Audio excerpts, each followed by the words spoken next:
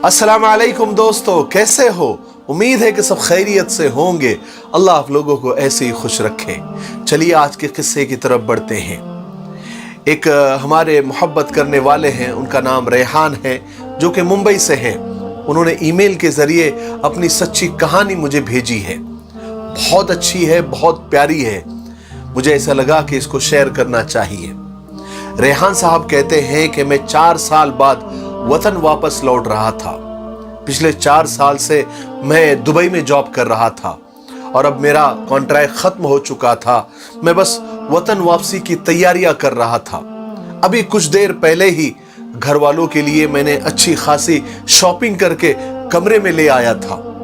पिछले 4 सालों से मैं जॉब के अलावा भी छोटे मोटे काम करके पैसे जमा कर रहा था, सिर्फ आज के दिन के लिए कि जब भी मैं वतन वापस जाऊंगा तो अपने घर वालों के लिए, अपने भाई बहनों के लिए अच्छे अच्छे गिफ्ट और तोहफे लेकर जाऊंगा। छोटे भाई को महंगे मोबाइल रखने का बहुत शौक था, सो उसके लिए एक आईफोन ले लिया।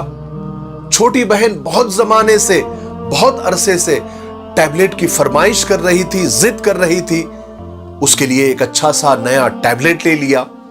और दूसरी 2 बहनों के लिए खूबसूरत सी घड़ियां और कपड़ों के कुछ जोड़े, और अब्बू के लिए एक स्मार्टफोन और चंद कीमती परफ्यूम ले लिए।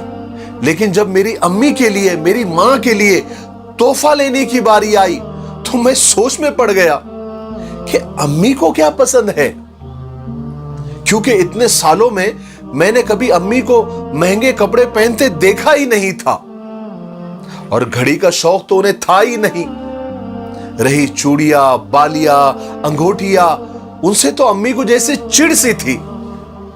जब भी कभी बाजार जाती तो बहनों के लिए बहुत कुछ ले लेती, लेकिन जब अपनी बारी आती तो हमेशा यही कहती, मुझे क्या करना है, ये सब चोचलापन मुझे अच्छा नहीं लगता, ये सब तुम पहनो, मैं तो इनके बगैर ही अच्छी हूं।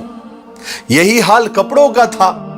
एक आध बार 1-2 जोड़े ले लिए, फिर साल भर यही सुनने को मिलता था कि मैंने तो ले लिए इतने ढेर सारे कपड़े, तुम ही ले लो, मेरे पास तो पहले ही बहुत है। मैं सोच सोच कर थक गया, लेकिन अम्मी की कोई पसंद मेरे जहन में ना आ सकी जिससे उनकी पसंद का मुझे पता चलता और मैं उनके लिए कोई अच्छा सा तोहफा लेता, गिफ्ट लेता। मैं अभी इसी सोच में था कि अम्मी के लिए क्या गिफ्ट लूं कि घर से कॉल आ गई। छोटी बहन ने फोन किया था। वो तो छूटते ही कहने लगी कि भाई आप 4 सालों के बाद घर वापस आ रहे हो, आते वक्त मेरे लिए दुबई से एक अच्छा सा टैबलेट लेकर आना।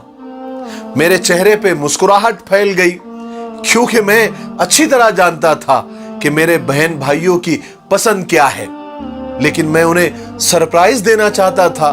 तो मैं ड्रामा करने लगा। मैं कहने लगा कि मैं अभी पैकिंग कर रहा हूं, अगर वक्त मिला तो देखूंगा, लाऊंगा, जम गया तो लाऊंगा, नहीं तो नहीं लाऊंगा। बाकी सारे बहन भाई जमा हो गए और अपनी अपनी फरमाइशें करने लगे और मैं मुस्कुराता रहा, क्योंकि वो जो कुछ कह रहे थे वो सब मैं खरीद चुका था, मैं ले चुका था, क्योंकि मुझे उनकी सारी पसंद पता थी। मैंने कहा कि अरे अम्मी कहां है, मेरी मां कहां है, मेरी बात कराओ उनसे। मैंने ये इरादा किया कि मैं खुद ही अम्मी से पूछ लेता हूं कि तुम्हारी पसंद क्या है। थोड़ी देर में अम्मी फोन पर आ गई। मैंने खैर खैरियत पूछी। उसके बाद मैंने पूछा, अम्मी आपके लिए दुबई से क्या लाऊं, अपनी पसंद की कोई चीज बताएं। अम्मी ने मुझसे कहा, ओए छोड़ ये सब बातों को, पहले तू ये बता तू कब मेरे पास पहुंच रहा है, मेरा बच्चा मेरे पास कब पहुंच रहा है, तू कब आकर मेरे गले से लगेगा, मैं बेचैन हूं तुझे गले से लगाने के लिए। हाय, मैं अम्मी की पसंद सुनने का इंतजार कर रहा था। न जाने मेरी अम्मी की जबान से ये जुमले सुनकर मेरे आंखों से 2 आंसू निकले और गालों पर फिसलते चले गए, क्योंकि मैं जान चुका था मेरी अम्मी की क्या पसंद है, मेरी मां की क्या चॉइस है। हाय हाय, एक तेरी ही मोहब्बत सच्ची है मां, बाकी रिश्तों में तो शर्तें बहुत है।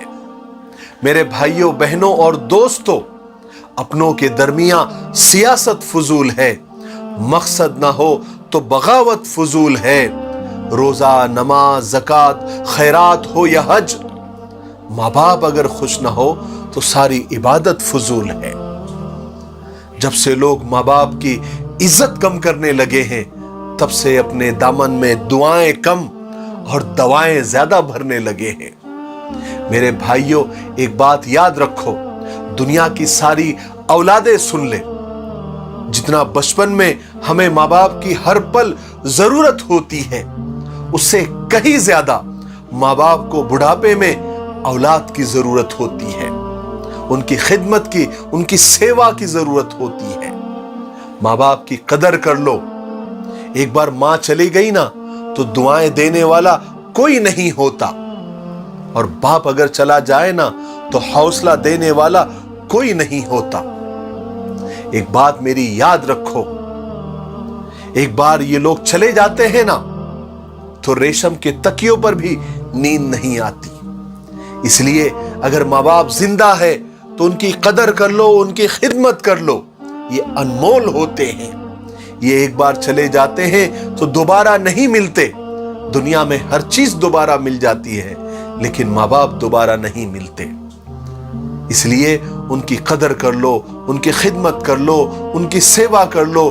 انہی کے قدموں میں تمہاری جنت ہے اور دنیا کی بھی کامیابی ہے۔ اللہ تعالی ہمیں عمل کرنے کی توفیق نصیب فرمائے۔ میرے لیے، پوری انسانیت کے لیے اور پوری امت کے لیے خیر اور بھلائی کی دعائیں کرتے رہیں۔ السلام علیکم ورحمۃ اللہ وبرکاتہ۔